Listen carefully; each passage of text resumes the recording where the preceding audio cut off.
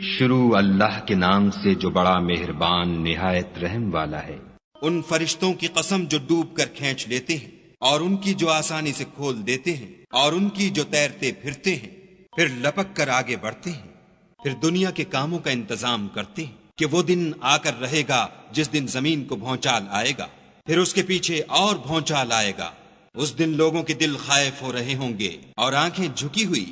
کافر کہتے ہیں کیا ہم الٹے پاؤں پھر لوٹیں گے؟ بھلا جب ہم کھوکھلی ہڈیاں ہو جائیں گے تو پھر زندہ کیے جائیں گے؟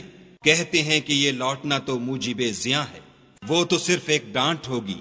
اس وقت وہ سب میدان حشر میں آ جمع ہوں گے۔ بھلا تم کو موسیٰ کی حکایت پہنچی ہے جب ان کے پروردگار نے ان کو پاک میدان یعنی طوا میں پکارا اور حکم دیا کہ فرعون کے پاس جاؤ، وہ سرکش ہو رہا ہے، اور اس سے کہو کیا تو چاہتا ہے کہ پاک ہو جائے اور میں تجھے تیرے پروردگار کا رستہ بتاؤں تاکہ تجھے خوف پیدا ہو۔ غرض انہوں نے اس کو بڑی نشانی دکھائی مگر اس نے جھٹلایا اور نہ مانا۔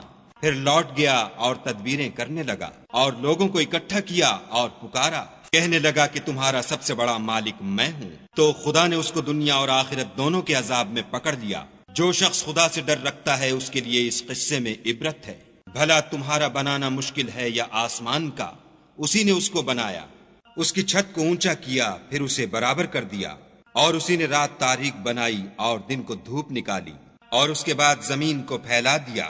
اسی نے اس میں سے اس کا پانی نکالا اور چارہ اگایا، اور اس پر پہاڑوں کا بوجھ رکھ دیا۔ یہ سب کچھ تمہارے اور تمہارے چار پایوں کے فائدے کے لیے کیا۔ تو جب بڑی آفت آئے گی اس دن انسان اپنے کاموں کو یاد کرے گا اور دوزخ دیکھنے والے کے سامنے نکال کر رکھ دی جائے گی۔ تو جس نے سرکشی کی اور دنیا کی زندگی کو مقدم سمجھا اس کا ٹھکانہ دوزخ ہے، اور جو اپنے پروردگار کے سامنے کھڑے ہونے سے ڈرتا اور جی کو خواہشوں سے روکتا رہا اس کا ٹھکانہ بہشت ہے۔ اے پیغمبر صلی اللہ علیہ وآلہ وسلم، لوگ تم سے قیامت کے بارے میں پوچھتے ہیں کہ اس کا وقوع کب ہوگا، سو تم اس کے ذکر سے کس فکر میں ہو؟ اس کا منتہا یعنی واقع ہونے کا وقت تمہارے پروردگار ہی کو معلوم ہے۔ جو شخص اس سے ڈر رکھتا ہے تم تو اسی کو ڈر سنانے والے ہو۔ جب وہ اس کو دیکھیں گے تو ایسا خیال کریں گے کہ گویا دنیا میں صرف ایک شام یا صبح رہے تھے۔